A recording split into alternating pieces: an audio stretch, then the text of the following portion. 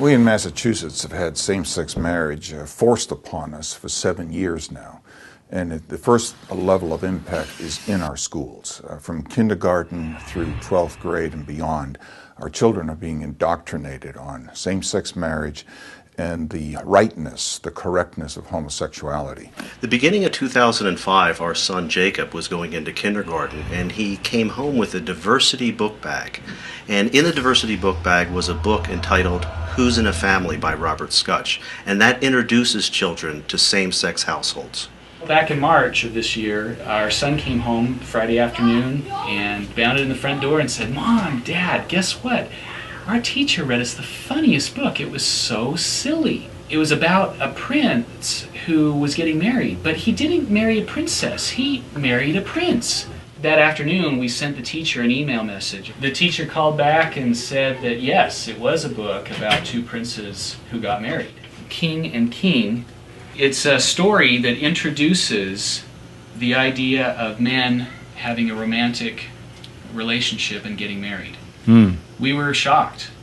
And your son is how old? He's 7 years old, in 2nd grade. And they read this book to him? Yes, in the formal classroom setting with his teacher as an authority figure presenting this concept as something that is good and right and the way things should be. After the diversity book bag came home, we realized that the intention of the administrators and teachers was to affirm these relationships and gay marriage in the minds of children. When we went into the school, what we requested is parental notification when these issues are brought up by adults within the school, and the option to opt our child out of this type of indoctrination. And then she said, well, she had checked with the administrators and they had said that this was not a parental notification issue. One of the reasons they give is they said same-sex marriage is legal in Massachusetts. Therefore, we can broach it anytime with your child.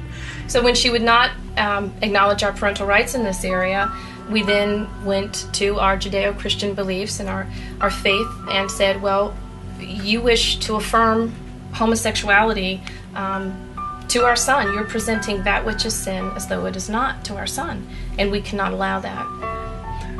To make a long story short, the accommodation they gave was to put me in handcuffs and send me to jail. And they were willing to handcuff a father and send him to jail. It was a 6x8 cell, filthy.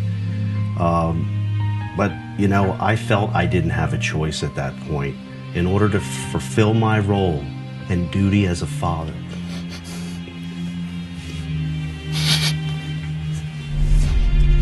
So we filed a lawsuit. Long story short, the district court said that they didn't think we have a parental right to be notified in this. The federal court judge Mark Wolf ruled to dismiss our case. Every citizen should take the time to go read his judgment.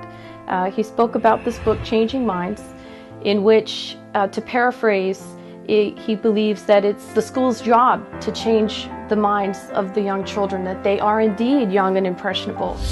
So it's translating directly into what the courts did on gay marriage, and then teaching the children it's okay. And in fact, you could be gay too. I even put this concern to the chairman at the time of the school committee. A little girl saying, "I love my girlfriend, I must be gay." And he said, "David, I have no problem with that whatsoever, about children being told this and thinking they're gay at a very early age."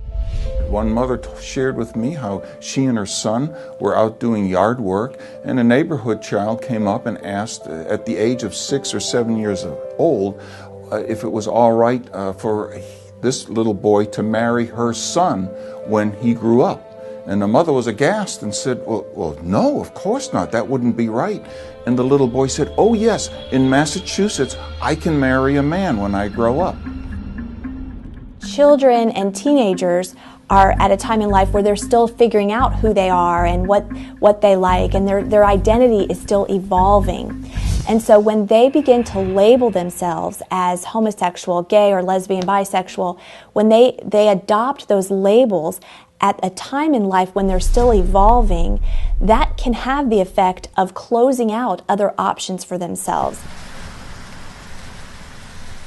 My name is Brian Kamaker. I'm president of Mass Resistance, a pro-family group in Massachusetts. Here's an example of something that was that was at Brookline High. The Little Black Book, Queer in the 21st Century.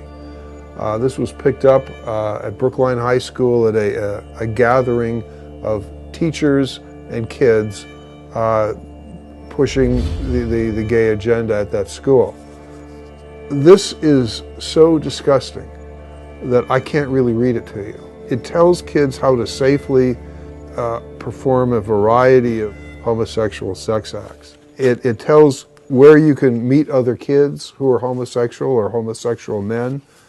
It was published by the AIDS Action Committee with money, as it says, from the Boston Department of Health, the Massachusetts Department of Public Health, and other groups that get public money. The Holy Grail is same-sex marriage is legal, therefore you can't stop us from talking about it.